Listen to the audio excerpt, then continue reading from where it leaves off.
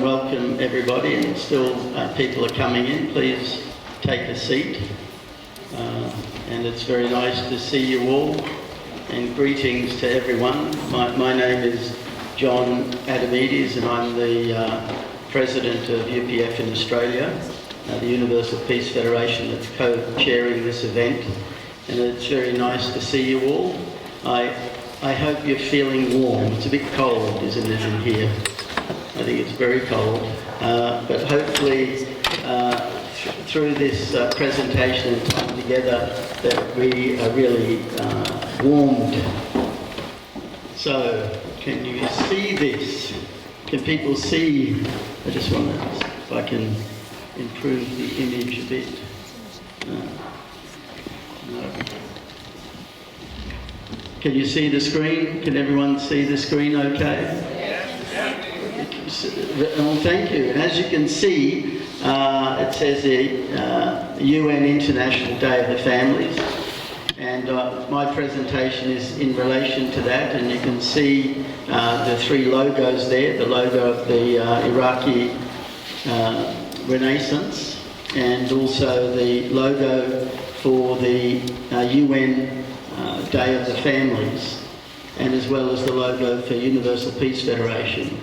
And so I want to connect all of this together so you can understand why it is important for families to be honoured and respected, because it really is the cornerstone of civilization. So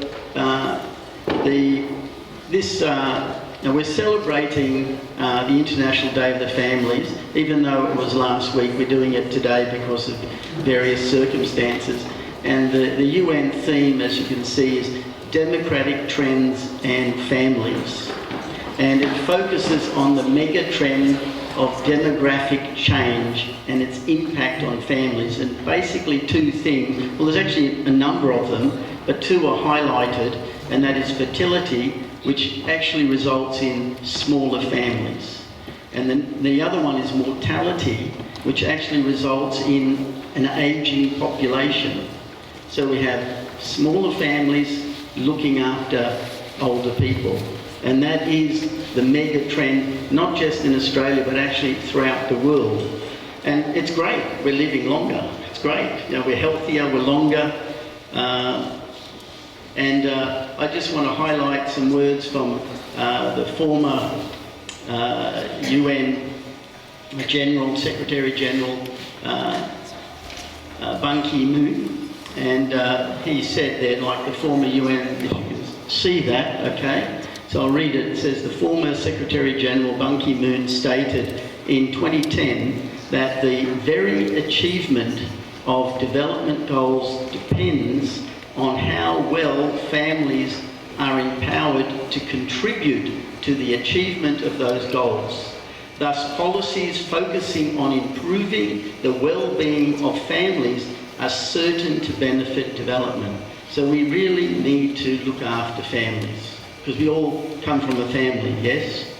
We all have families. And continuing, he says, according to the former UN Secretary General, Ban Ki-moon, the accomplishment of these objectives depends primarily on how families are empowered to fulfill their numerous functions. Thus, policies focusing on improving the well-being of households are certain to benefit sustainable development. So, to fulfill what the UN is asking, it is vital for us to understand about the family. And that's why one of the things that Universal Peace Federation is, we're an NGO in consultative status with the UN, and we provide many insights and educational programs to help develop the family. And so that's something I just want to give you a snapshot of, so that you can understand what the depth and breadth of what is involved in having a healthy family, and how Australians are made up of many diverse cultures, and it is by encouraging every culture and every family that we can really build society that the world truly wishes to emulate. So up there is a quick summary. It's actually more involved, but I want to just do a slide on each of these so to give you an idea of what it's about. The family as the school of love. It's not only just the institution that we find ourselves in. It's an interesting word to say, institution. I mean, we created many, many things, but the family we find ourselves in. We don't decide what country we're born in. We don't decide who our parents are, but we are all together in families. So, and what do we learn in families? We basically learn relationships with one another. And we basically recognise that this emotional component is the reason why we do things. And one group term is love. Everyone recognises love. Do you recognise there's love? Yes. Yes. Everyone has love. And love is really the motivating reason that we do things. And so we want to have a happy family, a stable family, a family that is peaceful, without violence, and yet all our problems stem from broken families. So I want to talk about an idea, well not an idea, explaining what families are and why they are so vital and need to have policies put in place to protect the family. So, order and position in the family. I'm going to talk about natural order in the family and universe, 3 axes of family bonds, something known as the 4 realms of heart, in other words, child's love, siblings love, spouse love, parental love, and then family ethic as the basis for a civil society. Society is the extension of the family. Strong families have a focus higher than self and the cornerstone of world peace. So I'm just going to go through this just briefly, just to give an idea how and to really help us recognise just how amazing a family really is. Because we never decided that. We don't decide who our parents are, but we certainly decide whether we are an active member of a family or not. And it's actually a natural order in the family. And we can't change that order because it happens in a biological way. As it shows there are 3 types of order in the family. Firstly, you have a vertical order which links children, parents and grandparents. So all of us are either a child to someone or eventually a grandparent to someone. And that we see that as a vertical order. And it's vertical because of age and generation. And then there's a horizontal order that links people of similar age, such as brothers and sisters, husband and wife and cousins. The individual order, which is our self, arises from our personal axis of core values. We identify ourselves by our relationships that we are learned in the family. And we basically learn these by observing and then copying. Because if you look at a child, we have one right there in front of us, and that baby is not thinking, it's not, I'm sure it's wondering what's happening, but everything is the emotional feeling it receives from its mother, and it's automatically attracted that way. And this relationship determines our value. So if the relationship is one where the child is wanted, the child is loved, the child is protected, then that child grows up having that values and wants to do that same values with others. So that's simple. There's an order, and this order is meant to be maintained, and it's also a way in which we feel connected to one another. And this relates to the solar system. There's a particular order there, and I won't go into that, but it mirrors the order that's in a family. And this is because this order is something that is not originating, but it is natural. It's there. Okay. So I want to talk about this interesting 3 axes of family bonds. I mean, these are obvious things, and just to recognise them. So the family can be represented by a 3-dimensional sphere with 3 axes in 6 directions. So we have relationships 6 different ways.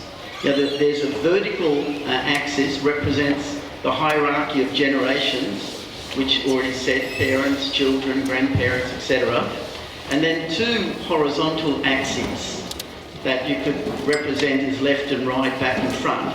And they are the relationships between husband and wife, brothers and sisters, cousins. So this is a relationship we find ourselves in. This relationship enables us to recognise our place in society, okay, and recognises our place in our love for one another.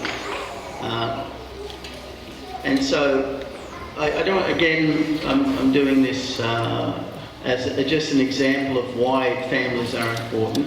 And so there's this relationships in the family are very complex, and there's 6 directions that a person can connect with, and those relationships form our framework of or viewpoint of the world that we live in.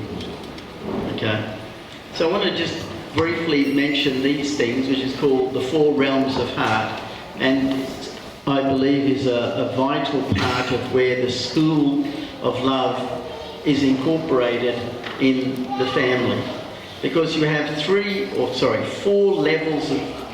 You have the level of love of a parent to a child and a child to the parent, and if this love is pure and it is safe and secure, then that child grows up feeling that they are loved. And if a child misses that experience, then the child has to find it somewhere.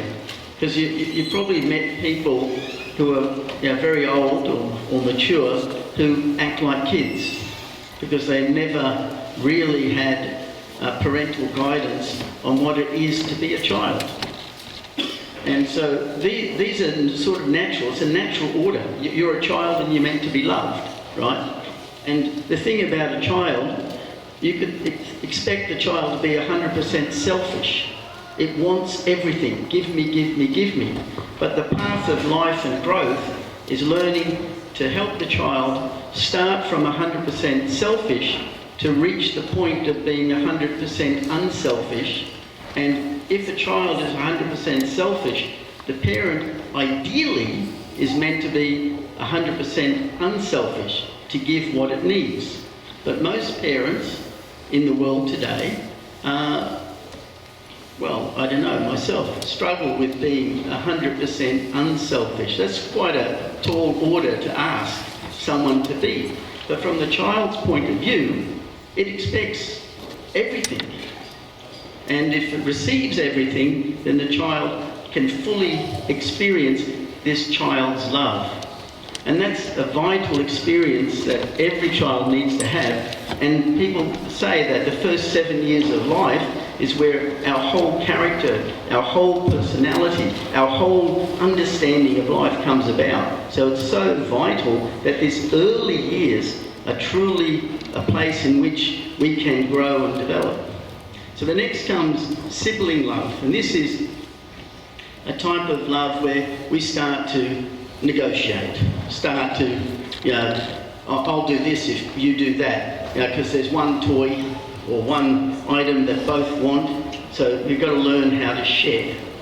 And so this sharing is not left unattended, because it's family and there are parents and there's other people around, like cousins and uncles. They can help the brothers and sisters overcome problems. I mean, I grew up with 5 children, 3 boys, 2 girls, and we brothers, we fought all the time, every time. we say go out and play in the backyard. We go out and play in the backyard, and after about half an hour we're wrestling and fighting each other, and it starts off playfully and then eventually it becomes a bit heavier, and then mum comes out and says, and sort of intervenes.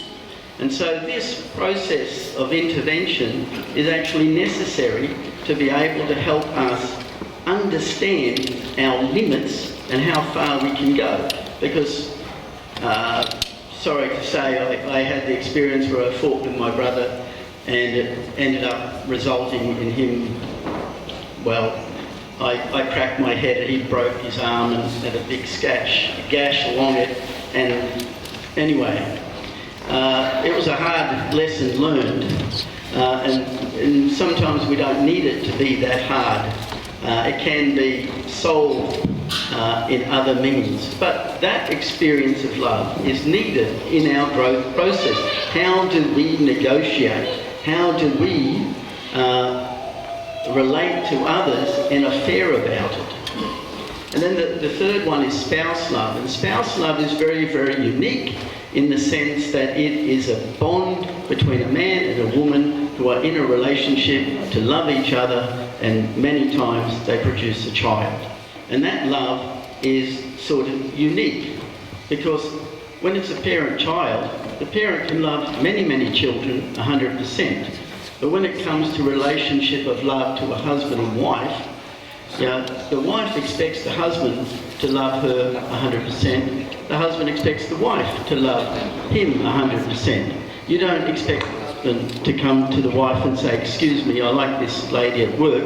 Is it okay if I give her 50% love?" The wife would not be exactly positive with that. Okay, that actually causes many problems. Movies, Fatal Attraction 1 and 2, come to mind where it's a big problem. But the relationship of spouse love teaches a love where there is a commitment to someone else that's 100%, where you promise is kept and maintained. See, and this is something that is also learned in the family, how to gain respect by keeping promises. And those promises are meant to be the husband and wife first, because they are the beginning of the family. And then comes the final one, which is parental love. And parental love is, hopefully we've matured to the point that we can give our life to others. I always use this sort of analogy. In our life of growth, you go through puberty, right? And before puberty, boys and girls are the same. After puberty, it's very, very different. And there's a biological, physical, dynamic change, and you can't undo it. I attribute having a child in a family through loving parents to have the same dynamic effect. In other words, there is a change. When a couple gets together and they haven't had a child, they love each other, they think of things, they plan about, I want to have a career, I want to do different things. But then when they have a child, then almost all of them have this bonding experience where they can say, I will die for my child. And you see so many experiences where parents have died in saving their child. And this is because there is a fundamental change to our psyche that affects our commitment and passion for our children. In fact, the children are the future, everyone says it. But why? Because there is this dynamic change that literally takes place. And so parental love is learning how to get to the point where you can sacrifice yourself for your child. And there's no greater gift than you can do. Now, those who are Christians know the Bible quote, there's no greater thing that you can do than to lay down your life for your friend. And that is true because it shows the ultimate relationship that can be reached. And Universal Peace Federation recognises spirituality, recognises faith, because faith enables us to embody love Because what is love? It's unseen. So what is faith? It's unseen, but it's real. It's what causes us to do things.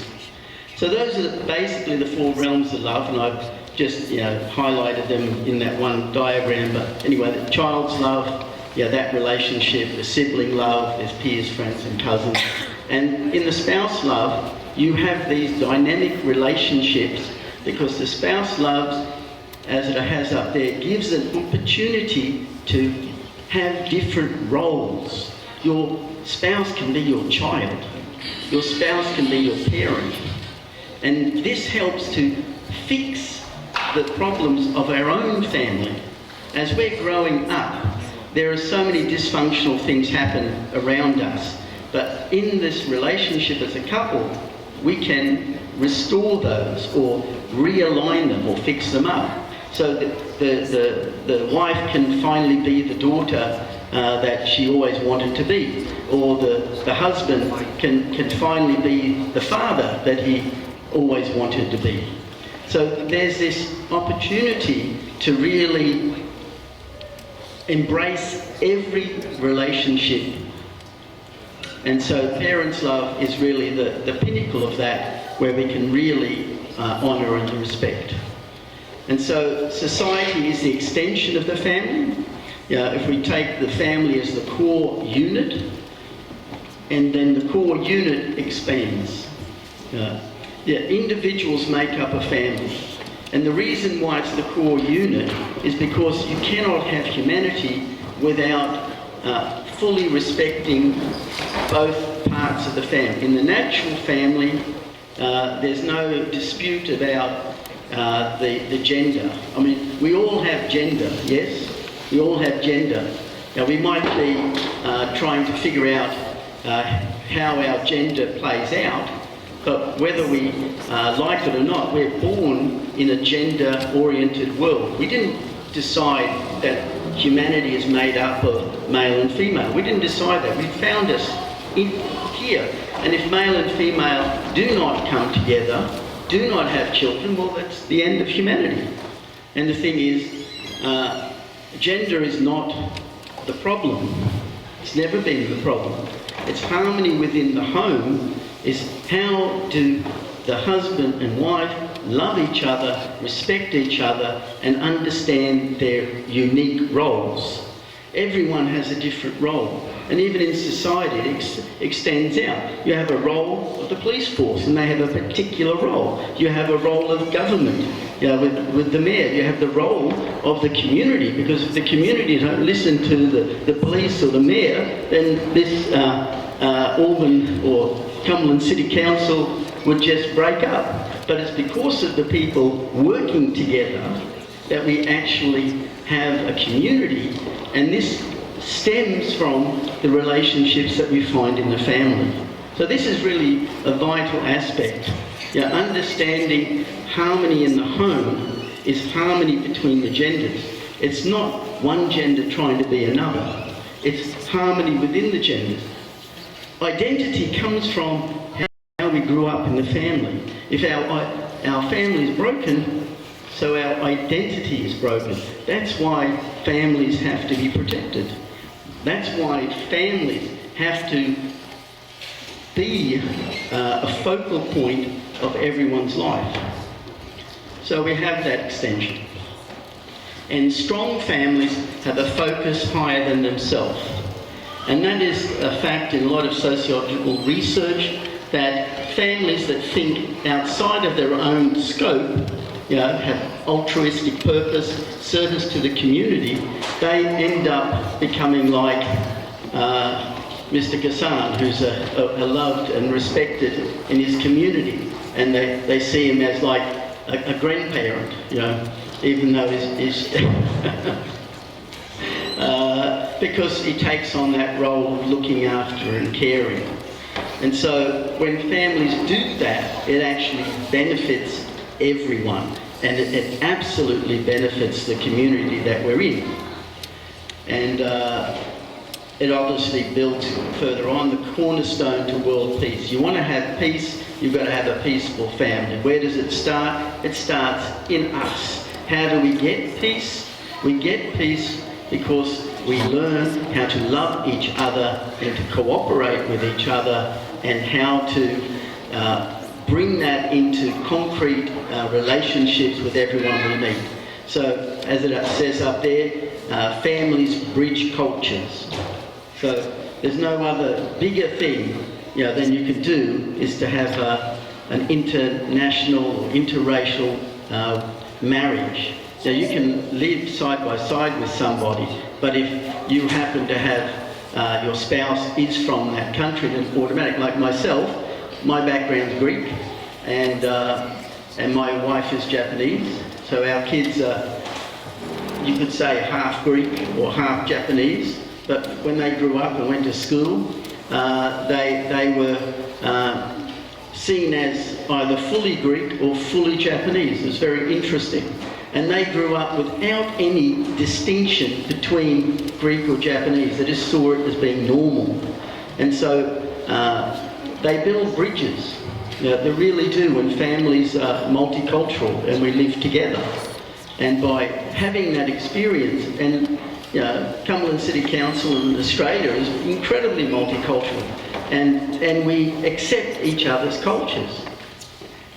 And respect is high on the list of the way that we do things. So next point there is peaceful families support peaceful nations.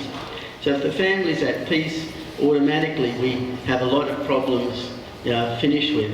Wouldn't it be great if there was no police force, because the families are so content, so good, so loving each other, that you get to the point, oh, this is the 10th year, there's no crime. Oh, well, we might have to think of using the money somewhere else. I don't know. That'd be fantastic. But at the moment, it's nowhere. The basis for empathy with all people. Empathy is a byproduct, you could say, or it's a result of love. If you really love somebody, you want to understand them, and so we step in their shoes, what it's like to walk the street of a different culture. And so I want to sort of end there and just sort of end with a bit of a plug, and maybe it's sort of interesting because this is one of the projects that Universal Peace Federation has, and we have many. One is called the Peace Park, and interestingly enough, a long time ago with the Cumberland Council, we had a meeting with the mayor, and maybe this might be new to you or not, but I'll just show it and just give you an idea, a way to actually build peace and make it a substantial thing. And one of the goals I have as the president of UPF in Australia is I want to have this peace park. There are many peace parks, but I want to connect them together, and they're unique. So we are one through interdependence and mutual respect. Okay, this is the idea of the peace park. Okay, and these are peace parks are to be used as a public, sacred, holy ground. For people of all faiths, for meetings, reconciliations, celebrations, by combining local soil and global soil, and education through peace seminars. And so I have this soil that is literally a combination of all soils from around the world, and this is the concept of the Peace Park, and it's a place where people go, and actually when I spoke to the Cumberland City Council, they had proposed this spot that's right next to the Japanese garden. I spoke to them some weeks ago, and they were waiting for this grant to come through, and it didn't come through, so the development of that area is put on hold. And so this is sort of half a bit of a plug for funding, but we'll get to that. And so the idea is there's peace plaques around there. There's example is one like this sort of central it says here that Peace Park, we are one through interdependence and mutual respect. Sealed within this peace pillar is global soil representing every nation on earth that has been cut in city local soil to signify that this peace park is a public, sacred, holy ground connecting all people of the world. And you'll see, like you can see the soil that's there that's being combined. And there's inscriptions, and these are ways of funding it, because people pay to have a plaque put up there, and basically people walk around and see it and read it and think about how we can build peace together. And so this is something that I spoke with the council before, and it's getting funding. And according to one of I'll let you know what they told me, according to one of the people at the Cumberland City Council, it says it'd take $250,000 to develop that area. And UPF has limited funds, as many organisations have, so we're going to start sort of like a little program on how we can raise the funds for this Peace Park, where people can actually come and celebrate together what it is to be a family and what it is to create peace. So thank you for your attendance, and I hope you really get the feeling of why families need to be protected and supported, and policies put in place that actually enable families to flourish, because through the family, genuine peace, sustainable peace will actually come about. So thank you. Now we have Mr. Yutaka Yamada, the chairman of University of Peace Federation, to give his congratulatory remarks. Let's welcome Mr. Yamada.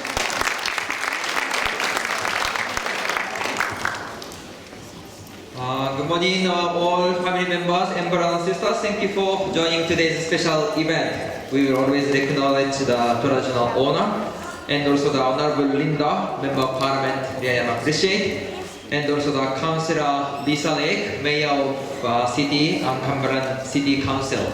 Already she gave the beautiful message, overall contents, and really congratulate everyone. And also the Mr. Dan Haas, the Executive Officer of Urban Youth Center, Mr. Kesan, the President of Iraqi Renaissance, and also President of UPF, the Australia Reverend John, and also the Mr. Santos. Thank you for your initiative and organizing this one. And of course, our all participants, thank you for joining today's event. So, nearly several our father, mother, couple, youth received the award. But actually not only for them, everyone have to receive that award. Is it correct? Yes. This family is very important and cornerstone of the peace. That's why when everyone is actually talking about the peace. So can you find the peace in Australia or not? Yes? Yes. When we see, peaceful now. When we see actually our family or youth, then we can see our futures. So how about your couple? How about your family? We are talking about peace, but do you have peace inside your family or not? Or relationship between husband and wife, relationship between parents and children, do you have peace or not? We have to create peace from myself, from my family, and from our community. That's why our initiative, you are making time today for the celebration of the Day of Family. Already you have a beautiful heart and you have a beautiful vision. That's why please give big hand for all of you. You are the one who create the peace together. Yes, thank you. Our Universal Peace Federation was founded by Father and Mother Moon, and they are really initiating to create the peace in the world.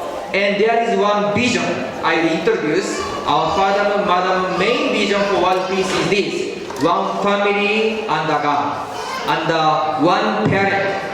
Maybe depends on religion, Christianity, Muslim, Hindu, Buddhist. Maybe your calling name to God is different, but everyone is actually one family.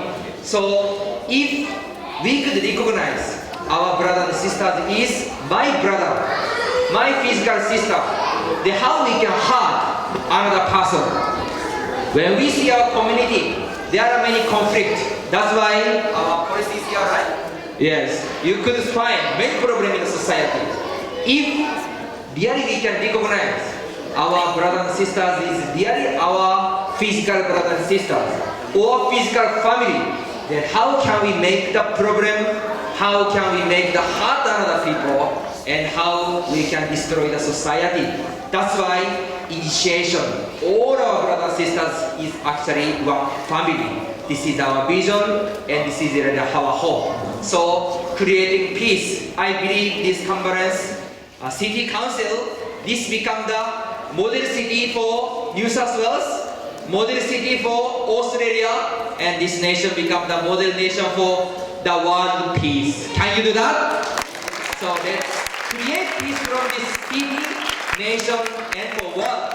So thank you for joining today's event. Have a great time. Thank you very much once again. Have a good day.